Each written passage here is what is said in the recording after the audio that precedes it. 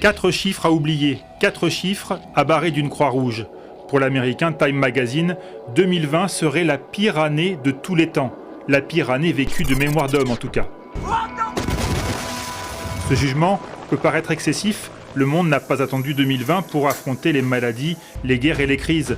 Mais la formule résume à elle seule combien l'année qui s'achève est historique. Jamais la planète tout entière n'avait eu à affronter un ennemi commun. Jamais la moitié de l'humanité n'avait eu à se confiner à cause d'un virus. Métropole fantôme, frontières fermées, économie à l'arrêt, 70 millions de cas de Covid-19 avérés et 1,5 million de morts. Quand vous regardez une photo aérienne du cimetière, c'est un film d'horreur. Quelque chose que je ne m'attendais pas à voir dans ma vie. Désormais, il faut sortir masqué, ne plus s'étreindre, ni se toucher.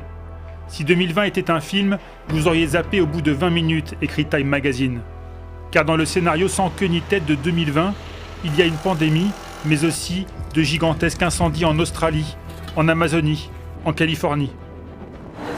11h15, c'est fou. Il est 11h15 du matin et on se croirait au milieu de la nuit.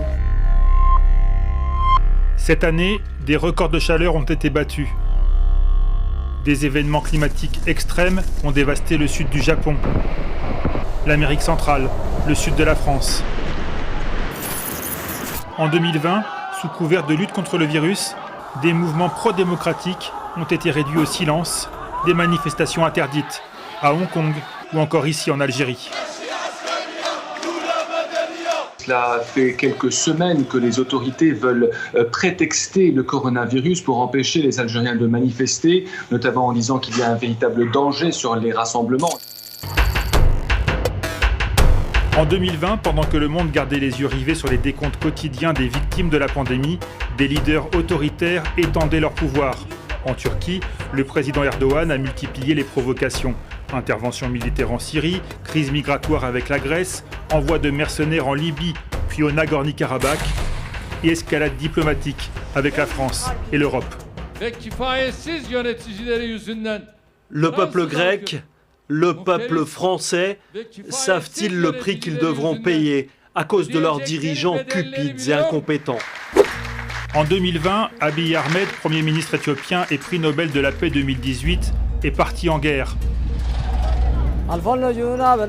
Les soldats sont entrés, ils ont brûlé nos maisons et tué les gens. Ils n'ont rien laissé et on a fui au Soudan. 2020, c'est aussi l'année où, plus que jamais, face à des gouvernements hésitants et désorientés par la pandémie, la défiance s'est immiscée dans les esprits. Le coronavirus, c'est un fake. Tout ça n'a rien à voir avec le virus. Désolé pour ceux qui ne l'ont pas encore compris. Fausses épidémies, fausses informations, les théories du complot ont prospéré, encouragées par les réseaux sociaux, mais aussi par certains chefs d'État, et pas des moindres. Une grande majorité va s'en sortir. Nous avons eu 11 décès. Et il s'agissait en grande partie de personnes âgées qui étaient fragiles. Je suppose que c'est aussi le cas pour la grippe ordinaire. En 2020, on a donc vu un président des États-Unis nier la gravité d'un virus qui a emporté 300 000 de ses concitoyens, contester sa défaite à la présidentielle pendant des semaines, sans aucune preuve, et accuser les manifestants contre les violences raciales de propager la haine. Car 2020, c'est aussi l'année de la colère contre les violences policières aux États-Unis, en France, en Belgique. Contre la terreur islamiste, après la décapitation en France d'un professeur de collège, Samuel Paty. Colère contre la corruption et l'incurie du gouvernement au Liban après l'explosion apocalyptique du port de Beyrouth. Bande de chiens! Ayez pitié de ceux qui sont morts! Comme au Liban, 2020 a mis à genoux des économies entières, des dizaines de millions d'emplois perdus, d'entreprises en faillite. Le Fonds monétaire international s'inquiète d'une récession pire que celle de 2008.